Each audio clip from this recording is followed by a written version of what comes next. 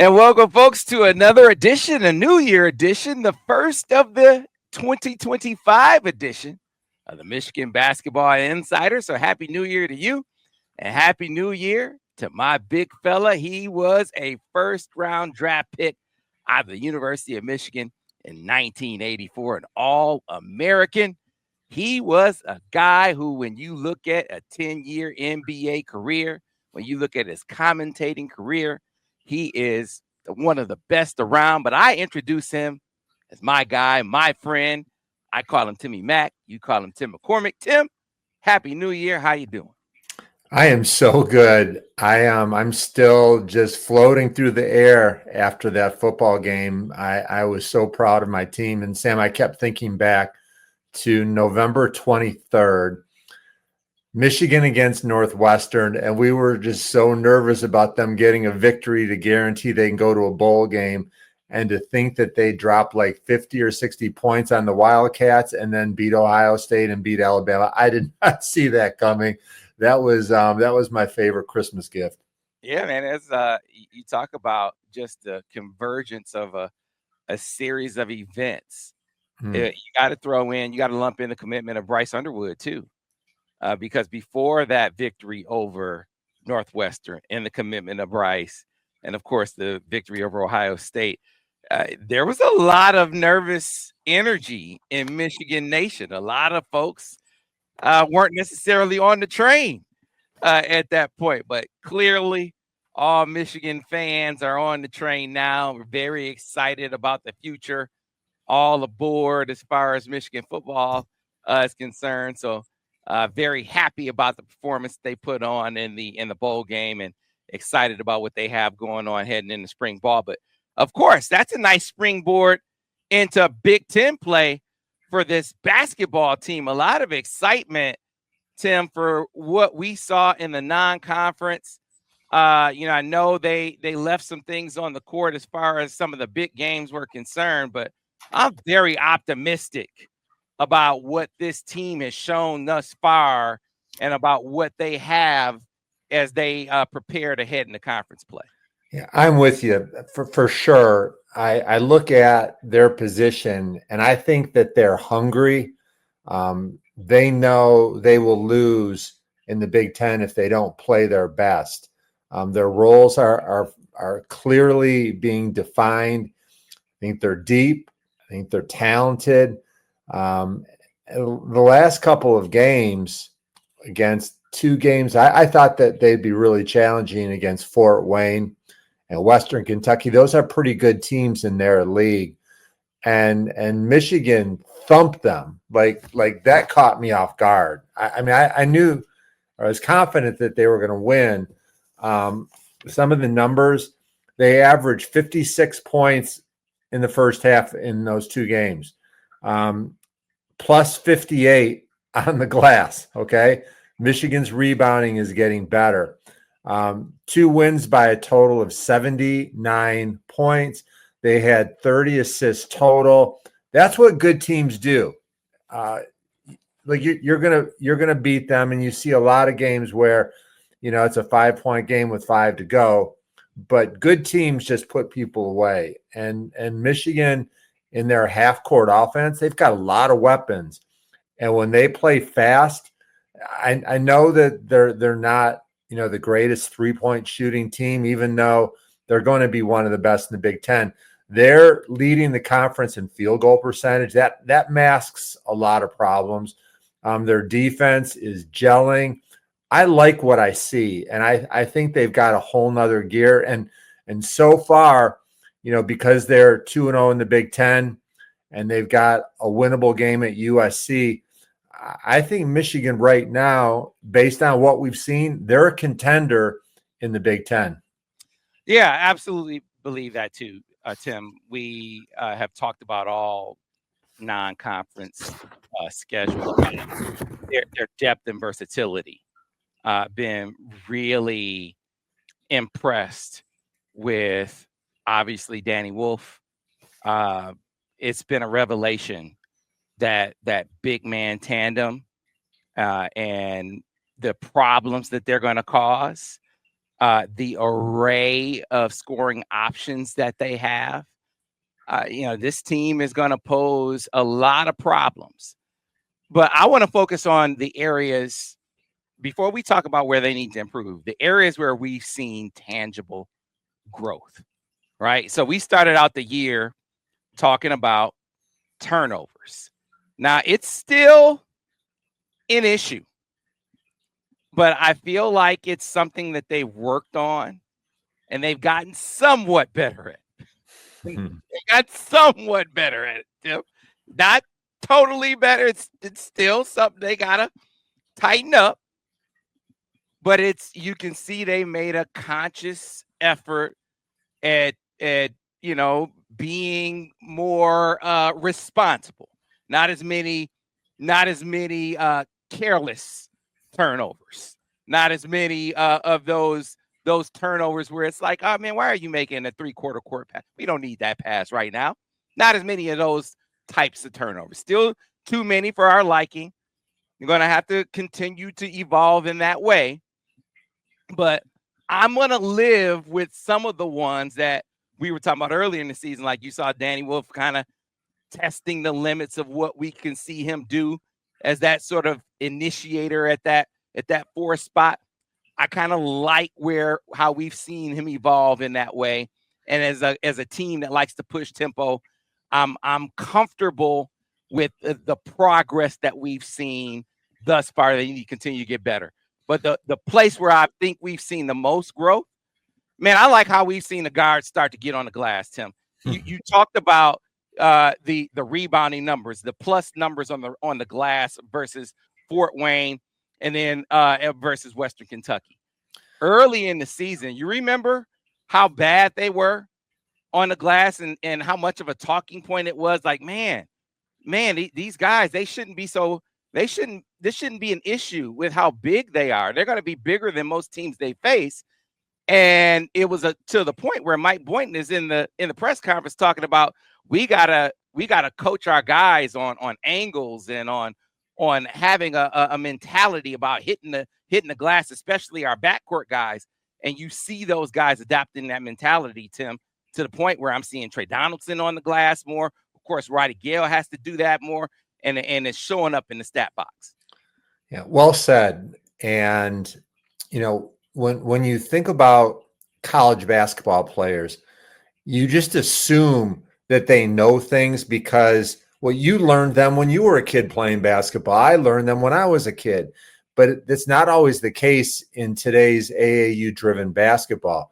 On Friday, I watched Michigan's practice, and it was fascinating to me because the areas that I think they need help, they really hit hard during their fundamental warm-up time before practice started.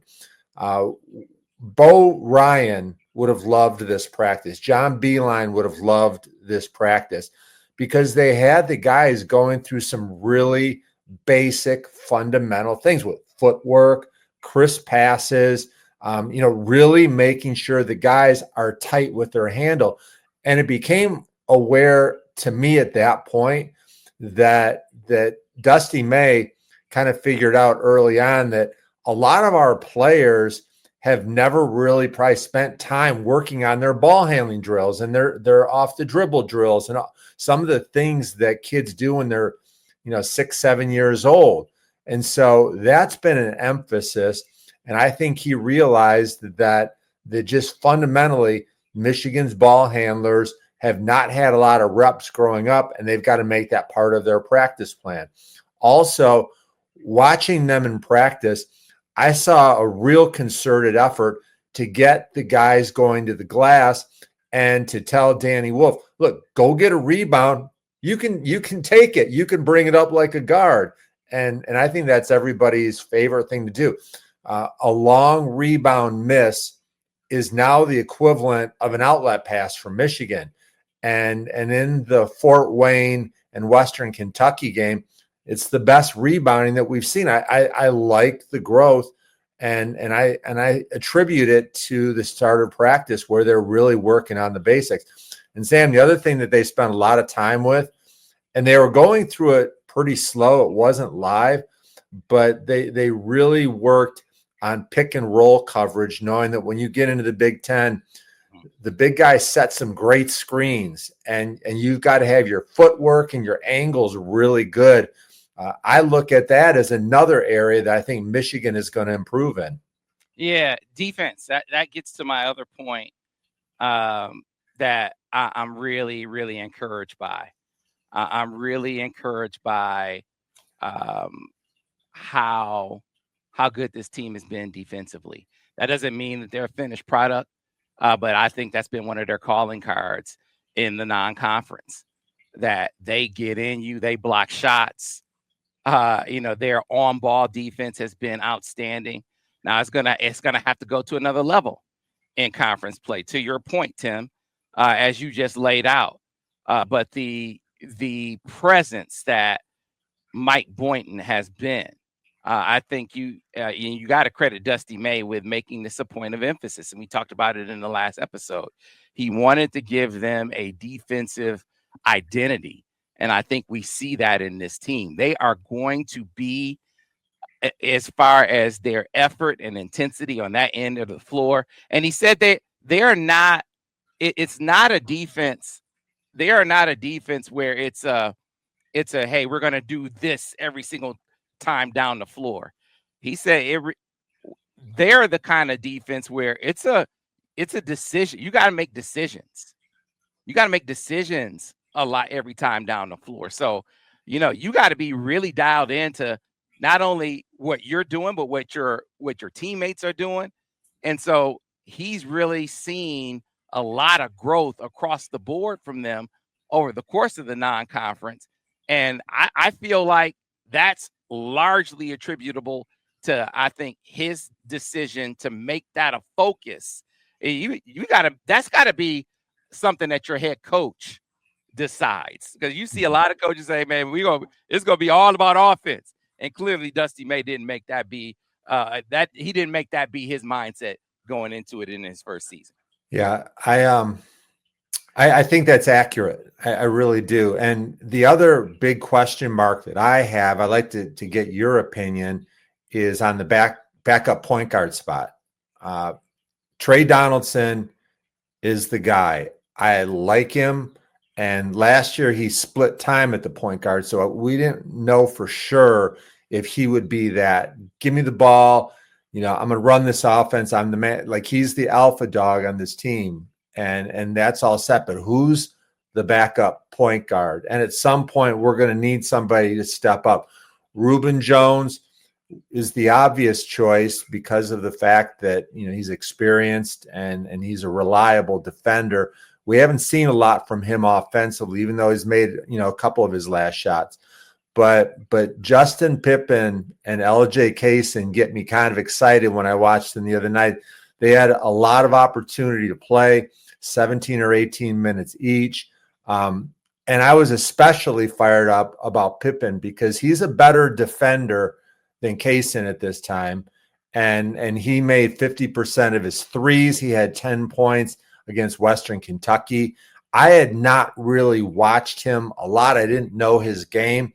I had my eyes peeled on him at the practice because I was really enamored with who he is, what he can be, his bloodlines. He looks like he's a little bit of a late developer, so I think he's got a lot more upside to grow.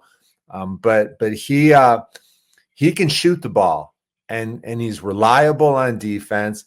And now all of a sudden, I'm concerned because we've got too many guys at that backup point guard position.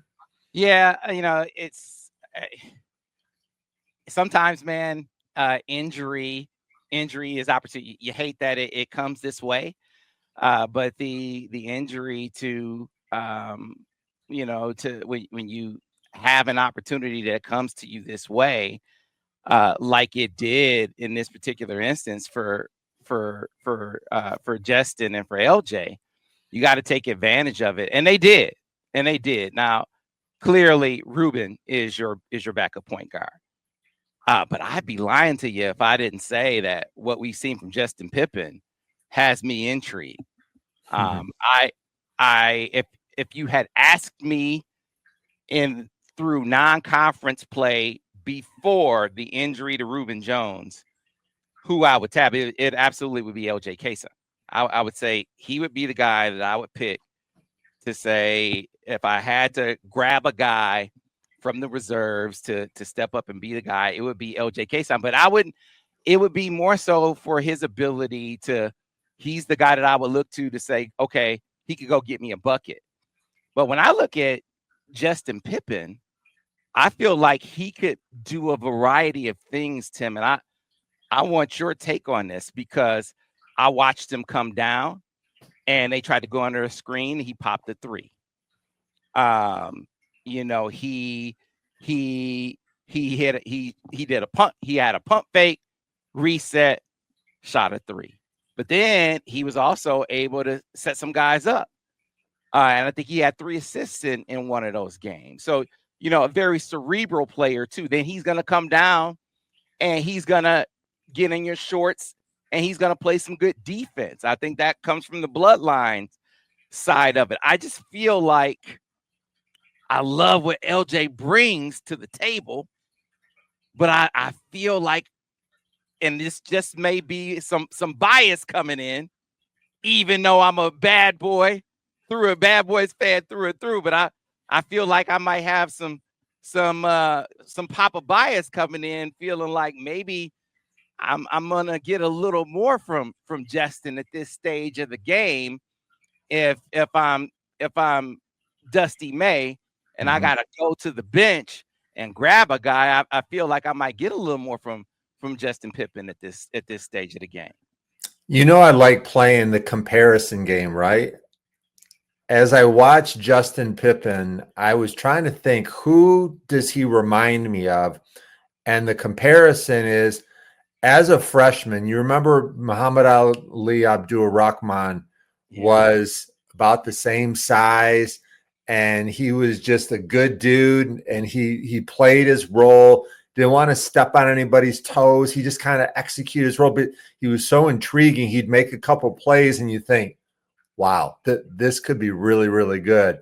That's who I saw in Justin Pippen. And if we can keep him around for 4 years, your point guard position could be locked up because he's that good. And Cason can play some too. That would be a nice backcourt. You know what, you just hit on it. You just hit on what it is that sums up why I would maybe tab Justin right now instead of LJ, because I love LJ's game. He to me, other than Tre, as far as, okay, give him the ball and go get me a bucket, he's the guy that I would say, give him the ball and he can break you down off the dribble. Justin Pippen is the guy who I feel like he's a mature freshman. Yeah. He's a guy who I feel like is going to make the right basketball play. You're not going to speed him up. The moment isn't going to speed him up as a freshman. That's not to say that he won't have those times, he won't have those freshman moments, but I feel like he's less likely to have a freshman moment than LJ at this stage of his freshman season, if that makes sense. It does. And with young players, I always tell them that the mindset that you should have is, coach, just give me 1 minute. That's all I need. Just give me 1 minute and I'll turn it into 2. And if you give me 2 minutes, I'll turn it into 4. And that's the way he's looking at it. Like he's pretty confident. He's very poised. He's been mentored and groomed by the best. Yeah. And he's not in any hurry. You know, he's got plenty of time. Yep, that's exactly when you said Muhammad Ali Abdul-Rahman, that brought it home for me. That's what I get from him. It's like, okay, I feel like he's a guy that's going to go out there and it's not going to be too fast for him. It's not going to be too much for him right now. And I just, there are times where I feel like LJ is out there like, okay, slow down. even though they play fast, it's like, okay, but sometimes I want him to slow down a little bit. Or there are times where, he'll do something like, okay, we don't need that. I like the fire, but I don't want you to fight, kind of thing. You know what I'm saying? So, but I think both of them are going to be really, really good players. Really excited about the future that they're gonna be a part of here for the Maize and Blue. So, Tim, but Big Ten play. I know they played a couple of Big Ten games already, and it's weird to say Big Ten play about to start when they've already played a couple of Big Ten games, and weird to say Big Ten play with USC, right? But that's where we are. Big Ten play, USC. What do you think about the USC Trojans? This is the team that a year ago you're talking about a young man named Bronny James maybe being around, and now all of a sudden you don't have that spotlight on your program anymore. So what do we make of these Trojans? Yeah, I don't think a whole lot of USC, and I would be really disappointed if Michigan doesn't go out there and make a statement. When you think about USC this year, they've beaten weak opponents and they've lost to their good ones. As an example, I think St. Mary's is a really good team. They may not get a lot of respect to just normal sports fans, but USC scored 36 points and got beat by 35. Wow. That says a lot. They don't have a lot of star power. Tim, pause for a second. They scored 36 points in the whole game. The whole game. They're lacking some playmakers. They've got a guy named Desmond Claude. He could play for a lot of Big Ten teams, but he's like that, kind of like that get a bucket type of guard. He's got a nice mid range. He's going to drive, but I just don't think they've got real good talent. They get destroyed on the boards. They're not really good 3-point shooters. So the UCLA game is going to be tough. USC, I don't see it that way. And also I've got to admit, I'm still trying to get used to having all these teams in the Big Ten. Yeah. I didn't watch a lot of USC last year. I usually try to focus on our conference. So I'll get even more up to speed on UCLA and Washington and some of these teams so far away. One thing that I was looking at the schedule, it seems like this is the only time Michigan has to go out west. And I think that's a massively important fact because they're going out there. School hasn't started yet, and they get to start the Big Ten out. It'll be fresh. It'll be fun. They'll probably do some sites. They'll get some good practicing done. And also, if I'm not mistaken, it looks like UCLA plays at Nebraska right before Michigan. So after the USC game, Michigan will have a chance to be in their hotels watching that game on the Big Ten Network, and they're resting up so that UCLA is going to have to travel, have one day, and then play a game. So that's a good advantage too. Yeah, man. You love that Michigan.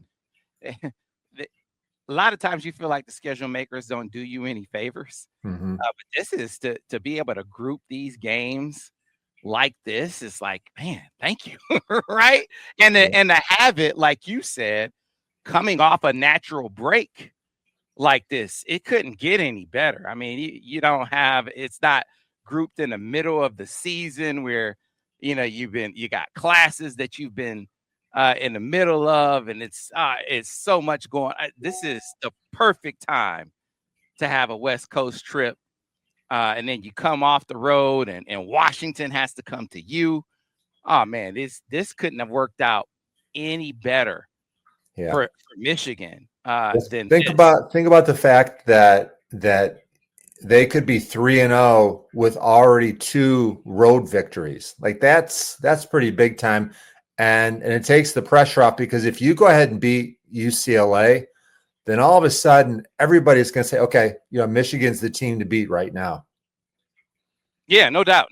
So you're right. You can look past, you can't look past it when you are going to their house, but this is This is not the kind of team that Eric Musselman is used to having at USC. But Michigan should take care of business with the Trojans.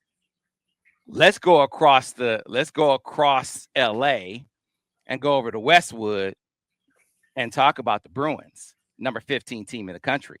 What do they bring to the table, Tim? Well, Mick Cronin's always a defense first guy. He's no nonsense. He's very confrontational. I think that the last loss that they have was North Carolina, which is respectable. I haven't watched UCLA play a lot, but I do know that you're going to have to win a game in the 50s there. They're not going to let you run up and down. They're going to be physical. They're going to be tough. They're going to know your tendencies. And talent wise, you know they always get the best players from the West Coast. So that'll be a tough game. Yeah, the last game they did lose, and it was a nail biter too. They only lost by 2 to Carolina. The only other time they lost was, I think, the second game of the season to New Mexico. So this is a team going to be at their place. Fortunately, I like it that it's the second game that you play, and it's the after you play the warm up team, if you will, in USC. So you like that. This, like I said, it couldn't have gone any better. If you're Michigan, and if you're Michigan, you're going into this game feeling like you could listen. You've gone toe to toe with ranked teams all over. I mean, you feel like you can beat anybody, even though you haven't beat the ranked teams on your schedule. You should have, right? So this is not a game that you feel like you're walking into Westwood, walking into Portland and feeling like you're gonna be intimidated. This is a game you feel like you should be able to go in there and win based on what you've done so far. Michigan's losses to Oklahoma and Wake Forest and Xavier, all three of those teams on a neutral site would be favored against USC. And Michigan has 3 losses by 5 points. So I feel good about their chances. And I also like the fact they're a better team right now than they were in December. Yeah. So, it's going to be an interesting matchup. I want to see the front court matchup that they have. Their big fella against Tyler Bilodeau, Area 51, to see how that matchup goes in the front court. That's going to be a very intriguing one to see size on size in this game. And as I like to see how the matchups, your opportunity to be on a national stage, this is an opportunity for both, obviously, when you talk about Vlad, but especially Danny Wolf. This showcase game, man. Well, I agree that the big guys are going to be important, but moving forward, there's a player that I think is really poised to break out, and that's Nimari Burnett. Like, he's been good so far, but he's had a really good season in my mind, especially because after last year, he was out of position. I think that he wore down from too much of a role. And these scouting reports are going to start getting really, really deep. Like that big on big pick and roll. They're going to have ways to defend that. They're going to, clog the lane. And Burnett is, to me, he's their most reliable shooter. I think he's going to get open shots. His defense has been good. He runs hard in transition. And I think that he and Roddy Gale are going to have some really good scoring games coming up. What do you think? And I know I keep harping on this seem like every episode. I feel like we are seeing Tre be more and more aggressive. Now, he had 5 turnovers in the last game. I know I said at the beginning of this episode that I feel like they have made a more concerted effort. They've been more conscious with the turnovers, even though they had, I think, 17 and 18 in the last 2 games. But these were high possession games, too. I want to point that out, not making any excuses. I don't think Dusty is either. But I did hear him talk about how these have been really high possession games as well. Still need to bring that number down. That being said, I do like him being more aggressive. I do like that they've been playing through their guards more. I think that's going to be necessary as the deeper in the season that they go, the ability to do that more.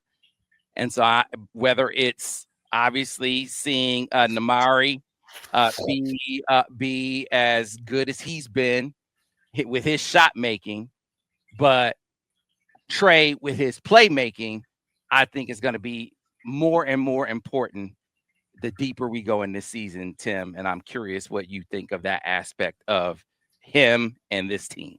Well, he's certainly playing from a confident standpoint, knowing that it's really clear to everybody that Michigan's best stretches of basketball this year, he's on the court and he's the one that's pushing it. He's making plays. I would love to see him always aggressive, trying to get to the paint. When he drives right now, I think he's more of a finisher rather than a setup man for somebody else. I think that's an area that he can improve. I also think him driving and kicking out to corner threes would be very important. The turnovers, I don't mind if he has turnovers because I know he's trying to make plays. And his turnovers are not careless. They're just, they're from being ultra aggressive. I'm a big fan of his, and I expect he's gonna cause a lot of problems for people in the Big Ten. Yep. So before we get out of here, just a broad brush look at the Big Ten before we get out, because both you and I believe that Michigan is a contender in the Big Ten, even though they didn't win any of these games against these ranked non-conference opponents, but they lost the games by a grand total of 5 points. This is why we're so bullish about them. But top teams in the Big Ten, contenders in the Big Ten, who are you looking at? If Michigan is one of them, who are the others in your mind?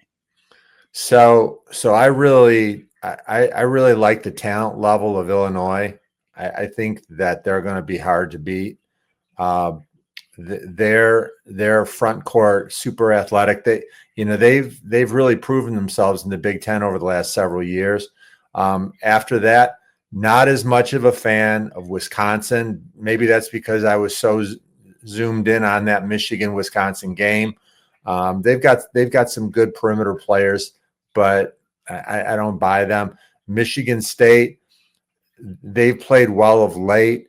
Once again, it always just seem that they've got G League guards and wings. They don't have those big time playmakers. Fears is going to have to come on a lot for me to buy them as a contender. UCLA, I honestly have not seen them enough yet. And so Purdue. Yeah, Purdue's going to be tough. Braden Smith, man, I saw their game where he had 32 and he was sensational. There's a lot of question marks. So there's nobody in the Big Ten that I say, oh, I know they're better than Michigan. There's nobody. They could be, but I would not be worried about Michigan competing against anybody in this conference this year. What do you think about Oregon? Haven't seen them, Sam. And I know that's kind of my job is to keep track of everybody, but sometimes, you start watching the game, there's only so many hours and there's so many teams out there. It would be irresponsible of me to comment on Oregon, but I bet that in 10 days, I'll know them pretty well. Yeah. So we'll talk about Oregon moving forward for sure. Yeah, Purdue, they're always going to be there. Mad respect for Paint. Of the Big Ten teams that we know, that we see all the time, they're the ones. That's the team that I'm most concerned about. Yeah. The Michigan State and the Illinois and all those. Right. Purdue is the one that would stick out to me. And then the teams that we got to get to know. We'll see. Like yeah. I haven't seen Oregon yet either.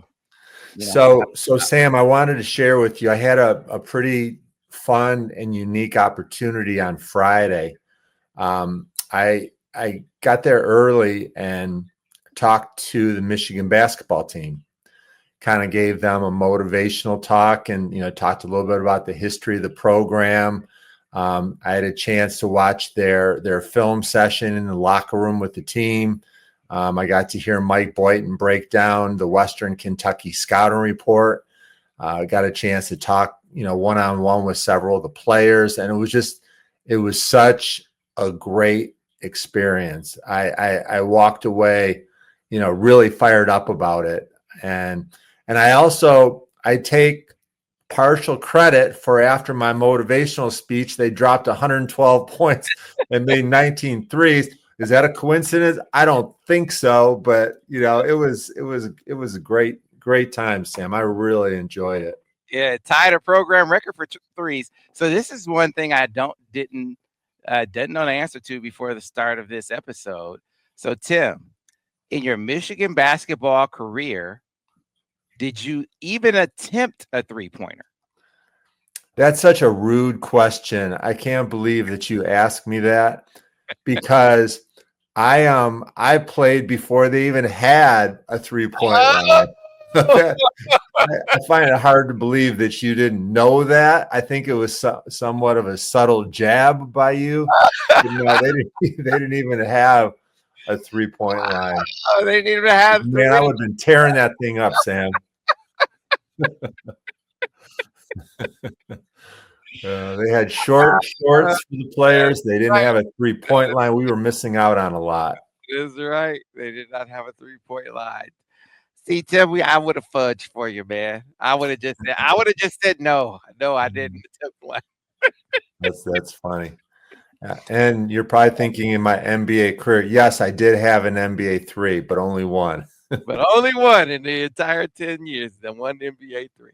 Well, Tim, it is going to be a fun Big Ten season, I think. I think they're going to pick up right where the football team left off, frankly. Very excited to see what these fellas are going to do. I think they're going to pose all kinds of problems. And, I think more than most teams, as most teams in college basketball, in college sports these days, are getting to know each other. But Michigan more than most, because they're putting together an entire team. Mm-hmm. Whereas most of these squads, they have like some core components and they add a few pieces. Michigan, on the other hand, adds an entire team, and they're really freaking good. Yeah. They're really freaking good. So, yeah. No, you're right. And in some ways, it's all fresh and new and exciting, and maybe that's an advantage for them. Some teams, they've been together for a long time. It's like an old married couple. It gets a little bit stale sometimes. For Michigan, this is all new, and they're finding new strategies how to succeed. They're finding new guys that can play different roles, different positions. So I look at it as a positive, not a negative. Yep, I think they're going to contend in this Big Ten, folks. Remember, we said it. We're going to talk about it all season long right here on the Michigan Basketball Insider. We'll see you next time.